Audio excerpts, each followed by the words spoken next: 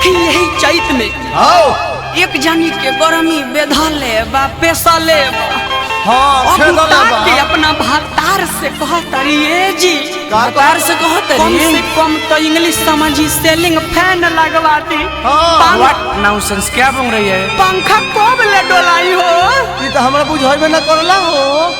सुनी कहतिया औरतिया ए शंकर भैया ए रमेश भैया एक गरमी के आइल महीना दूसरे टप टप चुअता पसीना। एक गरमी के आइल महीना दूसरे टप टप चुअता पसीना। लाई फूसी हमसे जन लगाई राजा जी, लाई फूसी हमसे जन लगाई राजा जी। कमरा में हमारा सेलिंग फैन लगवाई राजा जी, सुनी कमरा में हमारा सेलिंग फैन लगवाई राजा जी। एक गरमी के आइल महीना दूसरे टप टप चुअता पसीना।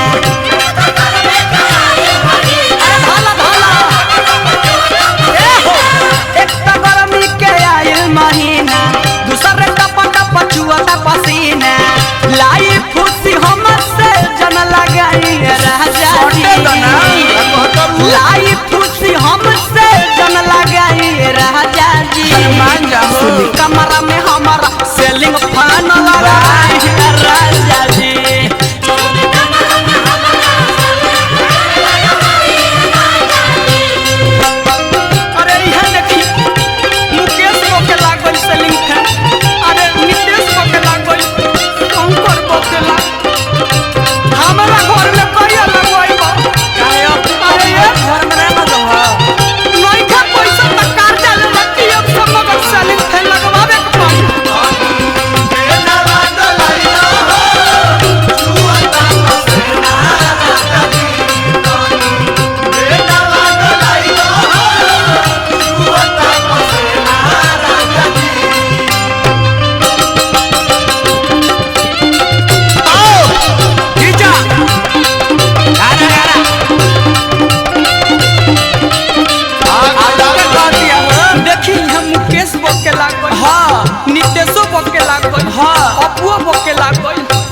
तोहरों के मंगवा देम कुछ रुपया पैसा के दिक्कत बा। अब तब हो जाता गरमी से मान जी,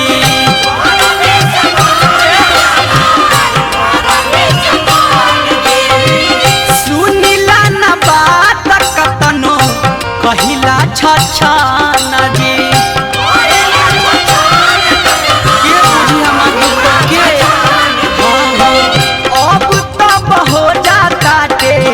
गरमी से मान जी सुनिला न बात कतनो कहिला छछान जी। मन बनाही बेनिया जन डोलाई राजा जी, मन बनाही बेनिया जन डोलाई राजा जी। सुनी कमरा में हमारा सेलिंग फैन लगवाई राजा जी।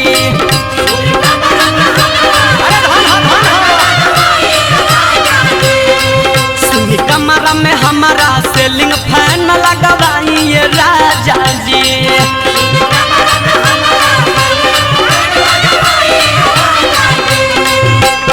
अरे होई देखी चैतवार के चैत में संजीव आनंद सब कोई घर में घुसल रहता इसी के हवा खा। तू कैसा निर्दय बड़ा बा शंकर भैया बा हम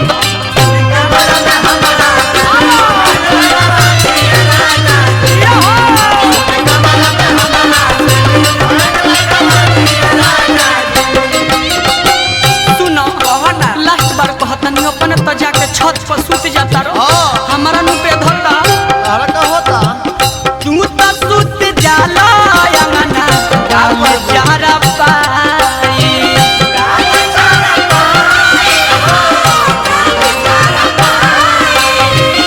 देहिया के लहर हमसे